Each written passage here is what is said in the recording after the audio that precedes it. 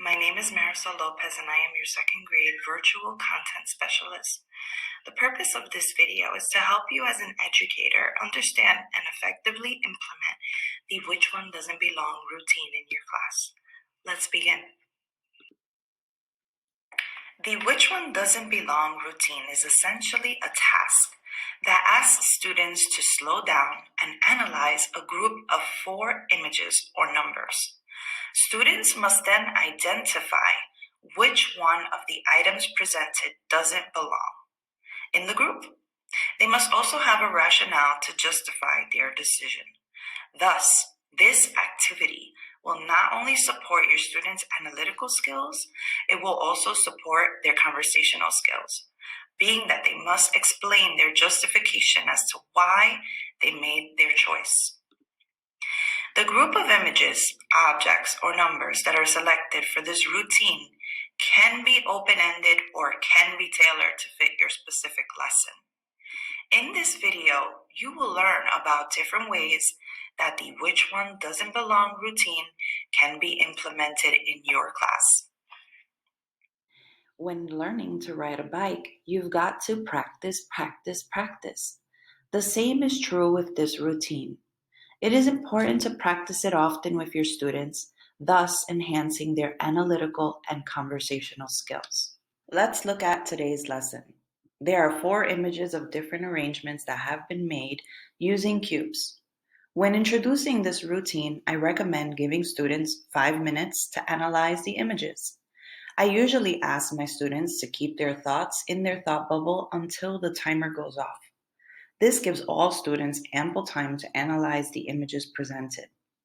When the 5 minutes have elapsed, you can then ask the question, which one do you think doesn't belong? You may choose to group your students in pairs or in small groups with whom they will engage in discussion. As seen in this slide, you can also provide your students with a sentence starter, such as the one seen here.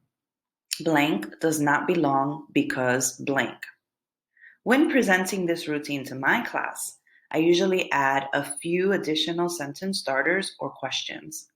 Some examples for modification are, I agree with you because, what do you notice? What makes all the items alike? What makes them different? Can you share your reasoning to justify your answer?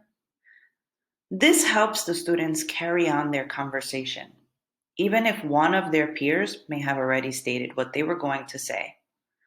Possible student responses can be A, because the other cubes are arranged in the form of rectangles and A is in the form of a square. Another possible student answer can be A, because the other cube arrangements have green cubes inside of them, except for A, which is composed of pink and blue cubes. Another possible student response can be C, because in comparison to the other arrangements, it has an additional layer as if it is almost standing up. This is one of the beauties of the which one doesn't belong routine, is that it is open-ended and inclusive of all types of thinking. There are multiple possible correct answers. As long as students are able to justify their responses, it allows for rich mathematical analyses and discussion. Next, you may want to present 4 shapes to your students, such as this one. I will give you 15 seconds to figure out which one doesn't belong.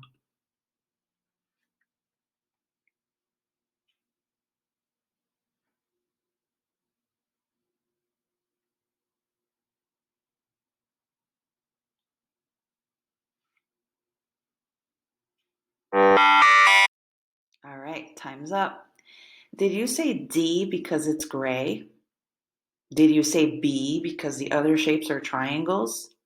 Notice how both answers can be correct.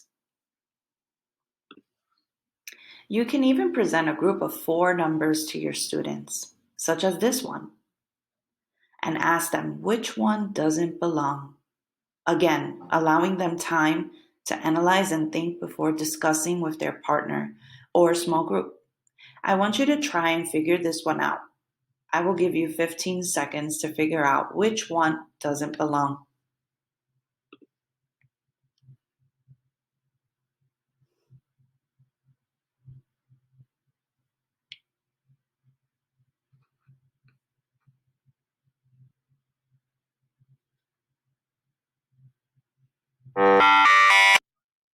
Did you say B because the other numbers have a 3 in them?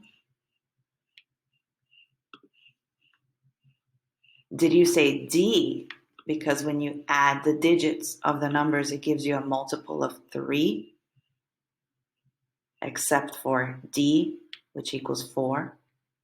Notice how both answers can be correct. We all see things from a different perspective. However, as long as we can justify why we picked the answer we did, then our answer is correct.